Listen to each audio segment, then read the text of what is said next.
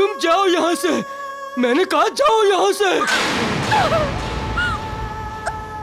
अब दूसरा कौन सा स्थान शेष है?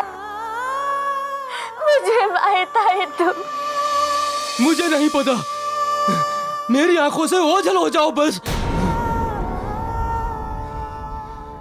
क्षमा कीजिएगा, आप जो भी कर रहे हैं अनुचित कर रहे हैं। आप स्वतंत्र हैं, आप चाहे जो भी करें, किंतु इस प्रकार एक स्त्री का अपमान करने की, उसकी कोमल भावनाओं पर आघात करने की स्वतंत्रता नहीं है आपको। ये मेरे सम्मान की अधिकारिणी नहीं है। अगर इसका सम्मान इतना ही महत्वपूर्ण है तो ये यहाँ से चली क्यों नहीं जाती? अपना अपमान करवाने हेतु खड़ी ही क्यों है? चली जाओ यहाँ से।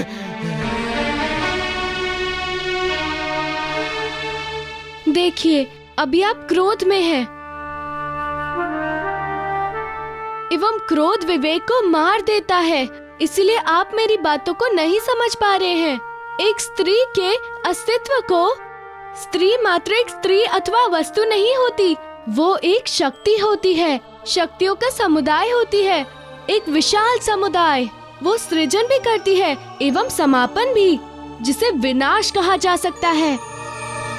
प्रत्येक स्त्री में जगत जननी का वास होता है, इसलिए आपको स्त्री का अनादर नहीं, आदर करना चाहिए। उपदेश मत दो।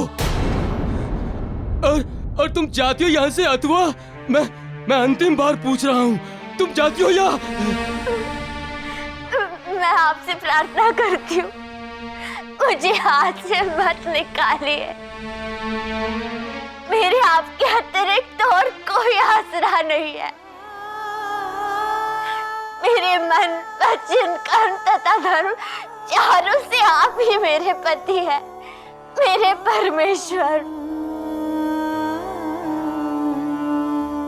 आपको जो पसंद हो वही करिए, मैं कभी बाधा नहीं बनूंगी, कुछ नहीं कहूंगी आपसे, कुछ भी नहीं पूछूंगी।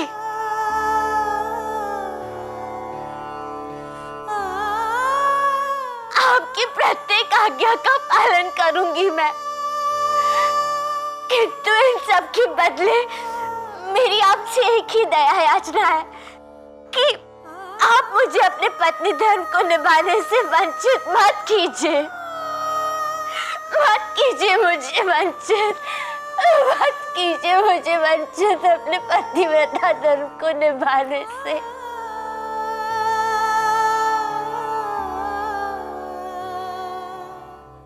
अरे वाह, क्या सौभाग्य है कामेश्वर। यदि दासी मिल रही है तो हानि क्या है? करेगी मेरी तथा मेरी पत्नी की सेवा। तो तुम मेरी प्रत्येक आज्ञा का पालन करोगी? हाँ, प्रत्येक आज्ञा का पालन करूंगी मैं। तो मेरी पहली आज्ञा है कि तुम मुझे मेरी प्रेयसी के पास ले चलो।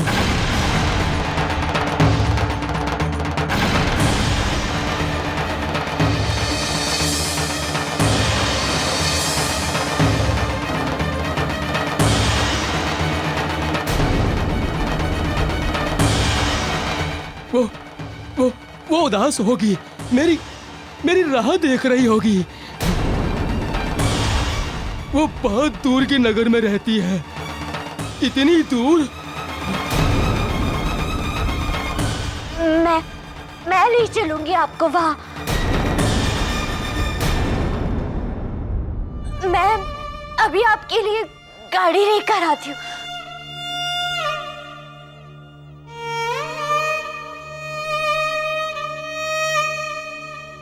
धन्य है आप देवी रक्षिता, धन्य है। पतिव्रता नारी हो तो आप समान। आप सत्य में करुणा, श्रद्धा एवं प्रेम की प्रतिमूर्ति है।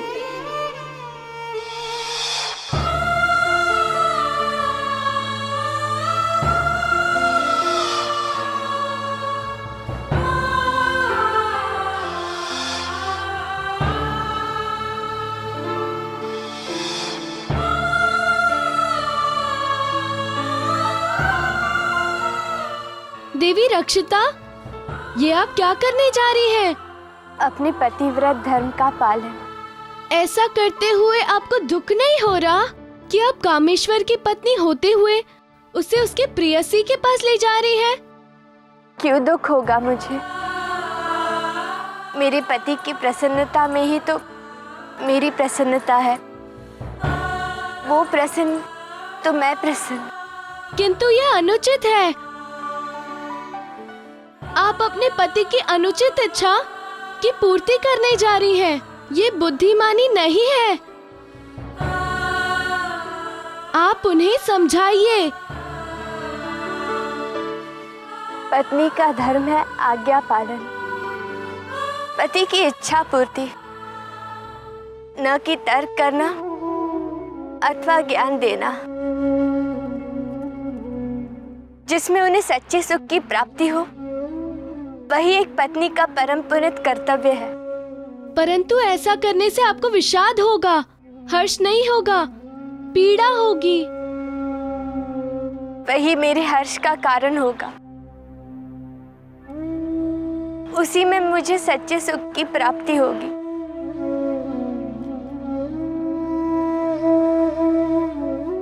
माता, आपने तो मुझे निरुत्तर कर दिया, परंतु एक बात अवश्य कहूँगा। कहिए। कामेश्वर का साथ देने से आपके समस्याओं में घिरने की आशंका है। अतएव मेरा विचार है कि आप उन्हें इस कुमार्ग पर जाने से रोकिए। रोकूंगी तो बाधक बनूंगी, जो मेरे पतिव्रत धर्म के विरुद्ध होगा। और मेरा स्वभाव है भी क्या? कुछ भी तो नहीं। मेरे जीवन की डोर अब उनसे ही बंधी हुई है। अच्छा बुरा सब उनसे ही तो है। वही तो मेरे सर्वे सर्वा है। मेरे पति, मेरे परमेश्वर। जहाँ वो, जैसे वो, वहाँ मैं, वैसी मैं।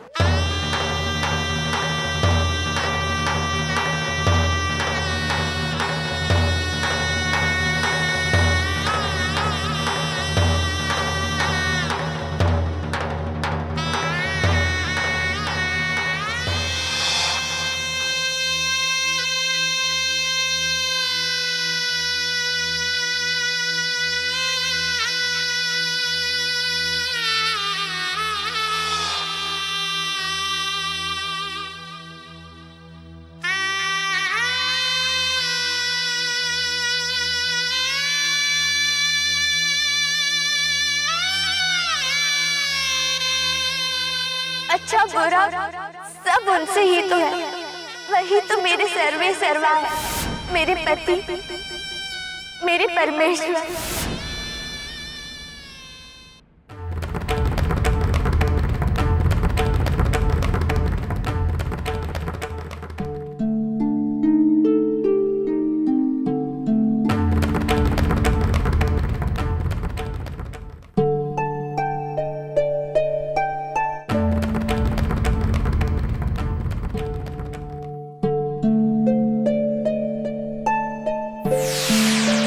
मारुति,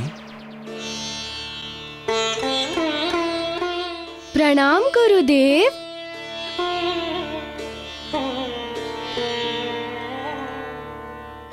क्या हुआ मारुति? किस चिंता के अथाह सागर में डूबे हो? मैंने जिस दृढ़ संकल्प के साथ वचन दिया था कि मैं कामेश्वर के रोग का नाश करूंगा, तो उसका रोग तो दूर हो रहा है। फिर क्या समस्या है? समस्या ये है कि उसके मन का कुविचार दूर नहीं हो रहा। समझ नहीं आ रहा है कि उसके मन का कुविचार कैसे दूर करूं। वो किसी अन्य स्त्री से प्रेम करता है, जिसके कारण माता रक्षिता कुछ कह तो नहीं पा रही है, किंतु अंदर से अत्यधिक आहत, घोर दुख की अग्नि में जल रही हैं। इसके पश्चात भी उनका समर्पण ऐसा है कि वो अपने पति की इच्छा पर उसे उसकी प्रेमिका से मिलवाने ले जा रही है। यही तो एक पतिव्रता स्त्री की पहचान है। मन, वचन, कर्म, धर्म, चारों में पूर्णता समर्पित। किंतु उस कुविचारी कामेश्वर की दृष्टि में उनके इस समर्पण का कोई महत्व नहीं है। वो उन्हें अपनी पत्नी स्वीकारने को तैयार ही नहीं है। मारुति, समस्या स्वीकृति एवं अस्वीकृति की नहीं है। समस्या है प्रेम की अनुभूति की। प्रेम में वो शक्ति है जो बड़े से बड़े कष्ट को हर लेती है, बड़ी से बड़ी कठिनाइयों को सुलझा देती है। कांटों से भरे मार्ग फूलों से भरे लगते हैं। प्रेम तो पत्थर को भगवान बना देते हैं और पाषाण को मोम। तो मैं ऐसे में क्या करूं गुरुदेव?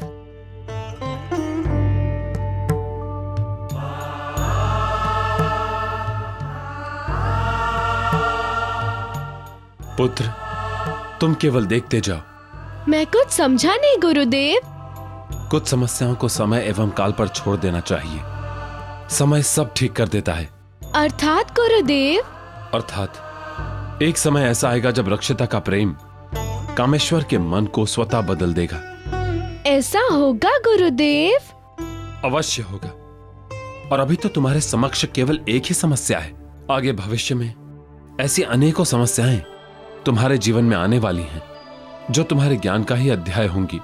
इस प्रथम अनुभव से तुम्हारे अंदर ज्ञान की वो धारा फूटेगी जिससे तुम अपने जीवन में बड़ी से बड़ी समस्याएं सरलता से सुलझा लोगे।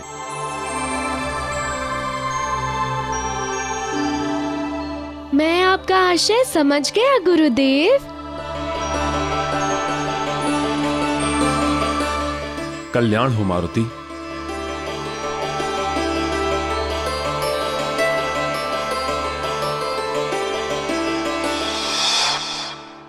राम जी गुरुदेव। गंगा मैया को धरती पर अवतरित करने के लिए तुम्हारे कुल की पीढ़ियों का संघर्ष एवं साधना अतुलनीय है। भरत शत्रुघ्न,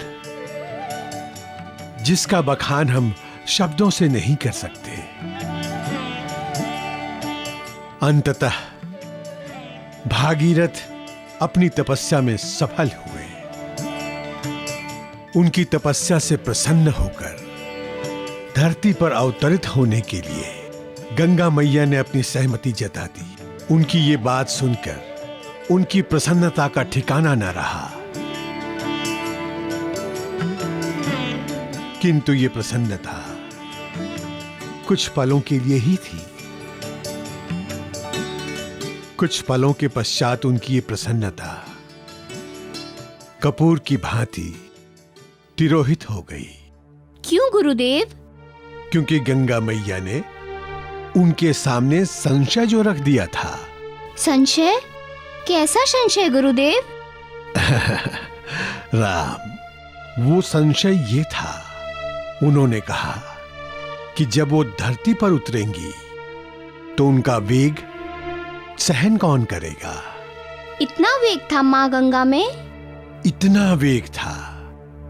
उन्होंने भागीरथ को समझाया कि यदि वो उतरेंगी तो उनके वेग से तो संपूर्ण धरती ही बह जाएगी। तत्पश्चात क्या हुआ? तत्पश्चात महाराज भागीरथ ने गंगा मैया से अनुरोध किया विनम्र भाव से कि हे मां, मैं तो अज्ञानी हूं, मेरा मार्गदर्शन करें और बताएं कि इस पृथ्वी पर कौन है जो आपके वेग को सहन कर सकता है।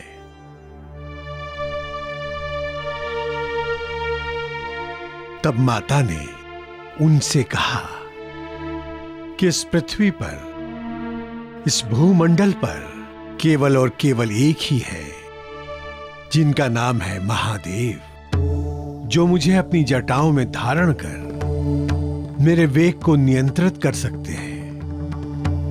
यदि वो मुझे धारण करने के लिए अपनी सहमति दे दे तो मैं धरती पर उतरने के लिए तैयार हूं। तत्पश्चात गुरुदेव? तत्पश्चात चिंता, घोर चिंता ने घेर लिया महाराज भागीरथ को।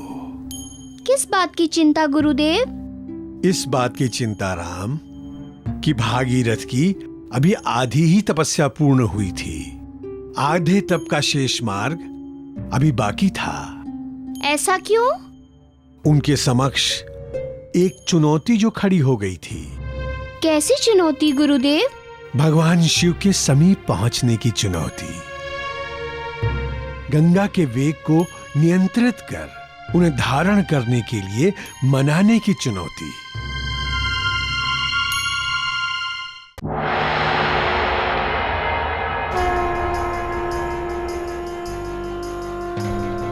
जय शिव शंकर, जय शिव शंकर, जय शिव शंकर, जय जय शिव शंकर, जय शिव शंकर, जय शिव शंकर, ओम नमः शिवाय। जय शिव शंकर, जय शिव शंकर, ओम नमः शिवाय। जटा जटाजूटधारी जय शिव शंकर, ओम नमः शिवाय। महादेव जय जय शिव शंकर, ओम नमः शिवाय। कृपा करो जय जय शिव शंकर, ओम नमः शिवाय। जय शिव शंकर, जय शिव शंकर, ओम नमः शिवाय।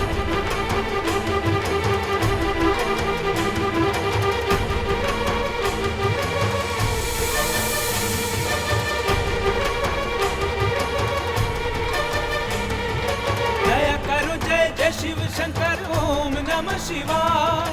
कामना पूर्ण करो शिव शंकर, ओम नमः शिवाय। दीनानाथ जगत परमेश्वर, ओम नमः शिवाय। भक्त के मन की सुन लो पुकार, ओम नमः शिवाय। जय शिव शंकर, जय शिव शंकर, ओम नमः शिवाय। जय शिव शंकर, जय शिव शंकर, ओम नमः शिवाय। मंदार माला कुलताल कायै, कपाल मालांकृत शेखरायै, दिव्यांबर